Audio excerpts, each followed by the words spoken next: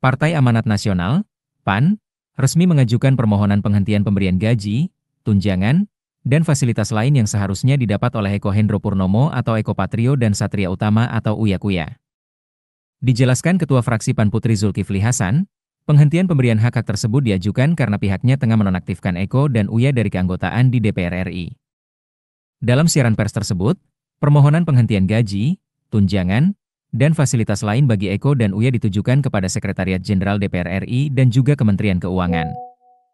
Putri menekankan bahwa langkah ini diambil fraksi PAN demi menjaga marwah DPR RI. Selain itu, langkah tersebut juga demi memastikan penggunaan anggaran negara berjalan sesuai aturan, dengan tetap mengedepankan transparansi. Sebelumnya, fraksi Partai Nasdem DPR RI juga meminta penghentian pemberian gaji, tunjangan, dan seluruh fasilitas lain yang melekat pada Ahmad Sahroni dan Nafa Urbach selama mereka menjadi anggota legislatif. Ketua Fraksi Partai Nasdem DPR RI Victor Bungtilulai Skodat mengatakan bahwa penghentian tersebut dilakukan seiring dengan penonaktifan kedua kader tersebut oleh partai dari keanggotaan di DPR RI. Sebagai informasi, 5 anggota DPR RI periode 2024-2029 resmi dinonaktifkan oleh partainya masing-masing, yakni Ahmad Sahroni, Nafa Urbach, Eko Patrio, Uya Kuya, dan Adis Kadir. Keputusan ini diambil setelah pernyataan dan sikap mereka dianggap melukai hati rakyat serta memicu gelombang kecaman publik hingga aksi demonstrasi di berbagai daerah. Namun, anggota DPR yang dinonaktifkan tidak serta-merta kehilangan status sebagai wakil rakyat. Sebab, status nonaktif berarti mereka untuk sementara waktu tidak menjalankan tugas dan kewenangan hingga ada keputusan lebih lanjut.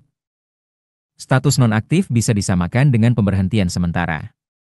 Artinya, meski aktivitas mereka di parlemen dibatasi, secara administratif status keanggotaan masih melekat. Meski berstatus nonaktif, kelima anggota DPR di atas tetap berhak menerima gaji dan tunjangan.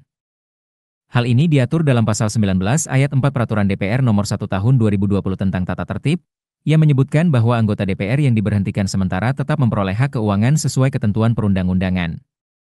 Hak tersebut mencakup gaji pokok dan berbagai tunjangan, mulai dari tunjangan keluarga, jabatan, komunikasi, hingga tunjangan beras.